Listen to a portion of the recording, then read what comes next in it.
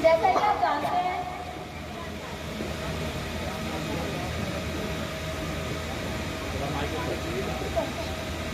भारत की जो अर्थव्यवस्था है, आपकी शासन प्रणाली है, यहाँ पे जितना भी कार्य वो काम चल रहा है, आपका सिस्टम है,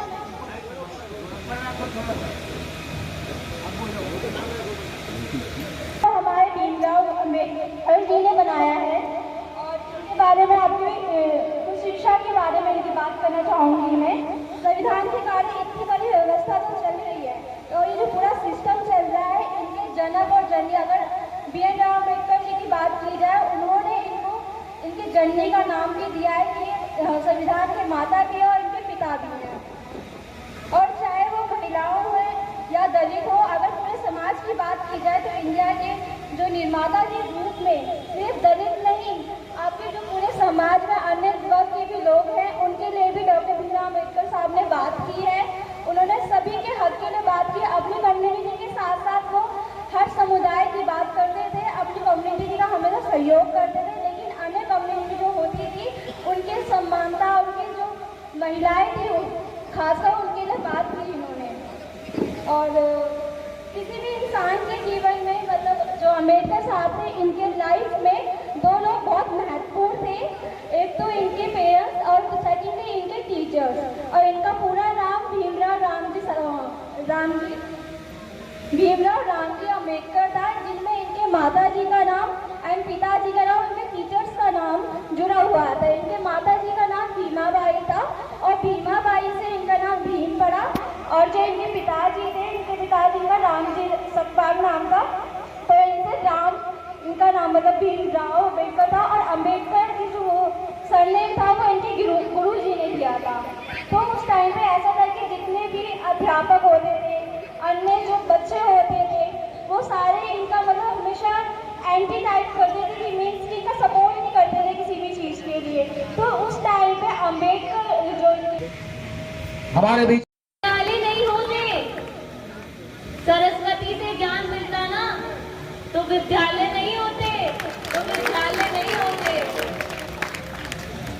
दुआओं से काम चलता, दुआओं से काम चलता तो विद्यालय भी नहीं होते, तो विद्यालय भी नहीं होते। और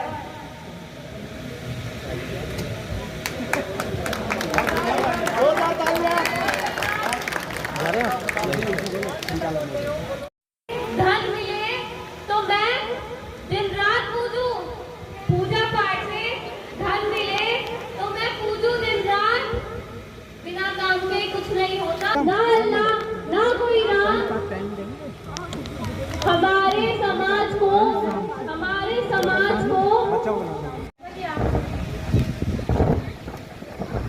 जानते हैं कि अम्बेडकर जी भारत के अभी तक के सबसे ज़्यादा शिक्षित व्यक्ति थे। अम्बेडकर जी को बचपन से ही पढ़ाई में काफ़ी रुचि रही थी। इसी के चलते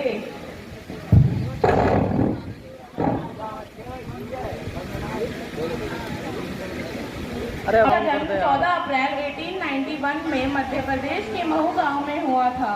उनके पिताजी का नाम श्री रामजी सकपाल एवं माताजी का नाम श्रीमती भीमाबाई था। अम्बेडकर जी अपने माता पिता की 14वीं व आखिरी संतान थी। अम्बेडकर जी अपने भाई बहनों में पढ़ाई में सबसे ज़्यादा रुचिवान व तेज थे। वह महर जाति में जन्मे थे एवं अपने इलाके के एक ऐसे विद्यार्थी बने जो 15 वर्ष की आयु में हाई स्कूल तक पहुँचे। अम्बेडकर जी की शादी 15 वर्ष की आयु में हो गई थी, परंतु उन्होंने अपनी पढ़ाई इस सब के बाद भी जारी रखी, क्योंकि उस समय समाज में बाल विवाह काफी प्रचलित था। उस प्रचलित के साथ उनका विवाह भी 9 साल की रमाबाई के साथ करवा दिया गया था।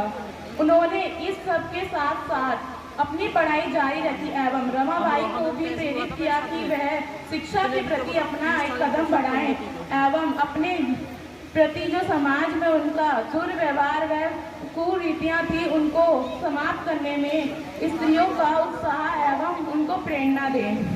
अम्बेडकर जी ने 1913 में मुंबई यूनिवर्सिटी से अर्थशास्त्र एवं राजनीति शास्त्र में डिग्री ली थी एवं उसके बाद उन्होंने कोलंबिया यूनिवर्सिटी से पोस्ट अर्थशास्त्र में पोस्ट ग्रेजुएशन की थी, जो उन्होंने अमेरिका में की थी। और आज आप सब जानते होंगे कि अम्बेडकर जी एक ऐसे व्यक्ति हैं जो भारत के होते हुए उन्होंने अमेरिका की most popular university Columbia university के सामने उनकी मूर्ति लगी हुई है और वहाँ पे सबसे ज़्यादा सम्मान्य व्यक्ति उस यूनिवर्सिटी के अम्बेडकर जी को माना जाता है एवं उनकी वहाँ पे 14 अप्रैल के दिन पूजा व अर्चना भी की जाती है।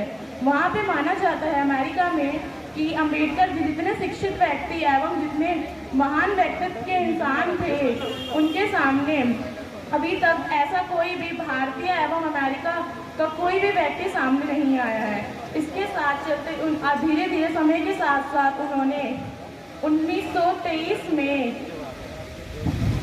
ग्रेजुएशन PhD की उपाधि हासिल करी एक शोध के लिए। उनका एक सपना था कि वो लंदन जाके अर्थशास्त्र में डॉक्टरेट करे, परंतु उनकी जो स्कॉलरशिप थी जो उन्हें अपने 18 वर्ष की आयु में मिली थी 25 रुपये की, वो उनकी समाप्त हो चुकी थी। इसलिए वो उनका सपना वो बीच में अधूरा रह गया और उन्हें भारत वापस लौटना पड़ा। भारत लौटने के बाद भी उन्होंने देखा कि भारत स्वतंत्र तो हो चुका है, परंतु अभी वो सिर्फ तन से स्वतंत्र है, मन से नहीं। उन्होंने देखा कि अभी स्त्रियों के साथ जो मजदूर उनके किसान भाई बहन हैं, उनके साथ अभी भी शोषण होता है समाज में। तो इसलिए उन्होंने काफ़ी अभियान चलाए एवं नारेबाजी की, जिसके उन्हें स्त्रियों के लिए हिंदू कोड बिल नाम का एक शोध प्रस्तुत किया, जिनके लिए उन्हें भारत रत्न भी मिला गया। 1990 में उन्हें भारत रत्न की उपाधि से भी सम्मानित किया गया। इस धीरे धीरे समय के साथ साथ बाबा साहब ने स्त्रियों के लिए शिक्षा के प्रति मन में इतनी उनको प्रेरणा दी कि उन्होंने अपना कदम शिक्षा के प्रति बढ़ाया एवं बाबा साहब ने एक शोध प्रस्तुत किया था द प्रॉब्लम ऑफ नाम का।